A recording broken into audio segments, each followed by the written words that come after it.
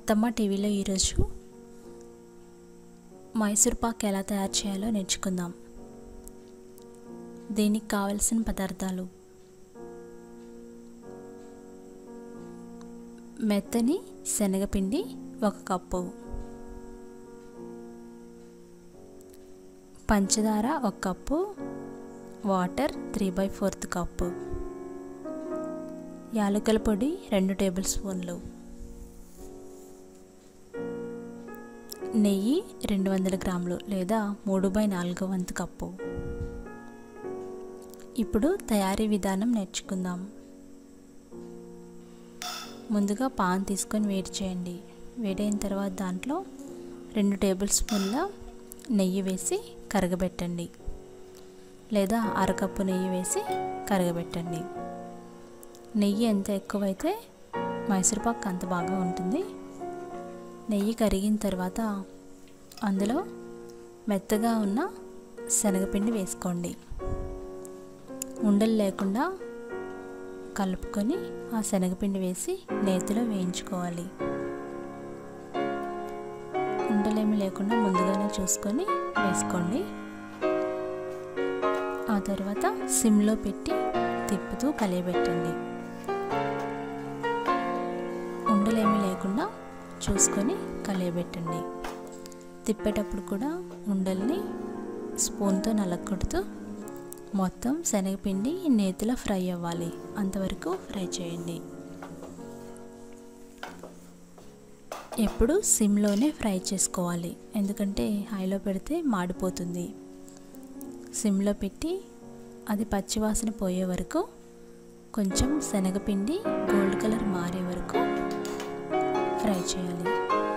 దానికి 1 table spoon రవ్వ వేయండి. బొంబాయి రవ్వ అయినా వేయండి, సూజీ అయినా వేసి మళ్ళీ కలియబెట్టండి. రవ్వ ఆప్షనల్, జస్ట్ క్రిస్పీనెస్ కోసం వేస్తున్నాం. చూసారు కదా, ఉండలు లేకుండా స్పూన్తో నొక్కుతూ మొత్తం ఫ్రై చేయండి. ఇదంతా దాదాపు 20-30 నిమిషాల వరకు ఫ్రై అవ్వాలి. అది తిప్పుతూనే ఫ్రై చేయాలి, సిమ్లో ఫ్రై చేయాలి. చూసారు కదా, గోల్డ్ కలర్లోకి మారింది, అంటే నేతిలో శనగపిండి బాగా ఫ్రై అయింది.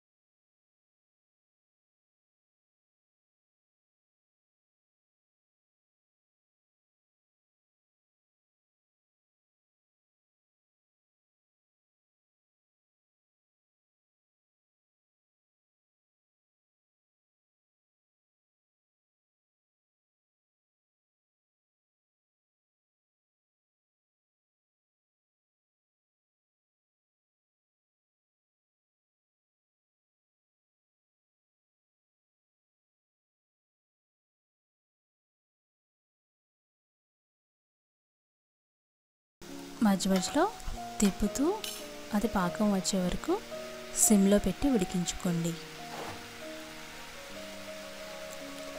చూసారు కదా, పాకం రెడీ అవుతుంది. బాగా మెత్తగా కావాలి అనుకుంటే పాకం లేతగా ఉన్నప్పుడే పోసుకోవాలి. అదే కాకుండా కొంచెం విరిస్తే విరిగేలాగా కావాలనుకుంటే కొంచెం పాకం తీగ పాకం రావాలి. అంటే ఒత్తుకొని చూస్తే అది చేతితో పట్టుకుంటే బంకగా ఉంటుంది, జస్ట్ 2 వేళ్ళు అంటుకుంటాయి. అది స్పూన్తో పోస్తే తీగలాగా పడుతుంది. ఆ పాకం వచ్చిన తర్వాత దానికి 1 టేబుల్ స్పూన్ నెయ్యి వేయండి. నెయ్యి వేసి కలియబెట్టండి. ఇప్పుడు నేతిలో పాకం ఉడుకుతుంది.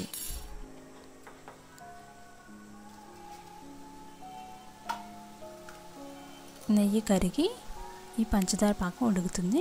ఇప్పుడు దాంట్లో 1 టేబుల్ స్పూన్ యాలకుల పొడి వేయండి. చూసారు కదా, పాకం దాదాపు రెడీ అయింది. ఇప్పుడు పాకం రెడీ అయిందో లేదో స్పూన్తో తిప్పుతూ ఒకసారి చెక్ చేయండి. చూసారు కదా, స్పూన్తో జాలువారుగా వేస్తే అది తీగలాగా పడాలి. పట్టుకుంటే థ్రెడ్ లాగా అవ్వాలి, మరీ ఎక్కువ అవ్వకూడదు. జస్ట్ కొంచెం 2 వేళ్ళు అతుక్కుంటే అది పాకం రెడీ అయిపోయినట్టు. ఆ కండిషన్లో వేయించి చల్లారబెట్టుకున్న శనగపప్పు వేయండి.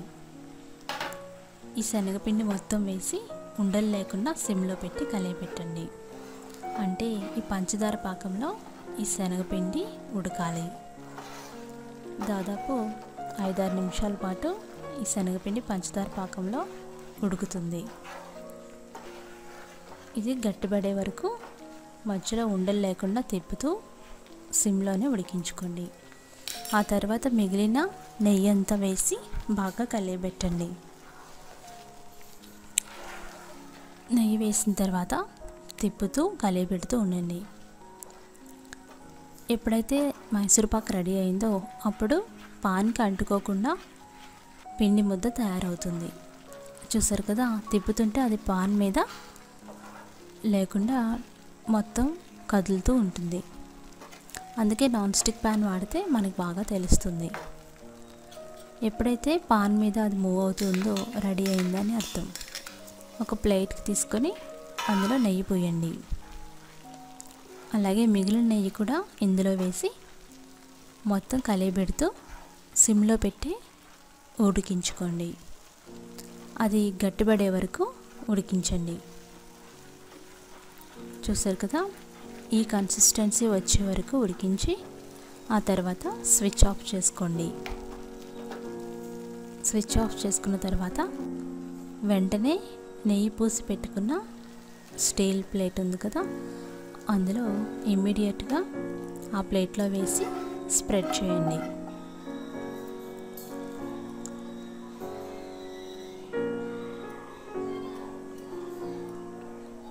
చూసారు కదా, స్ప్రెడ్ చేసి దాదాపు 2 నిమిషాల పాటు ఫ్రిడ్జ్లో ఉంచితే అది గట్టిపడుతుంది.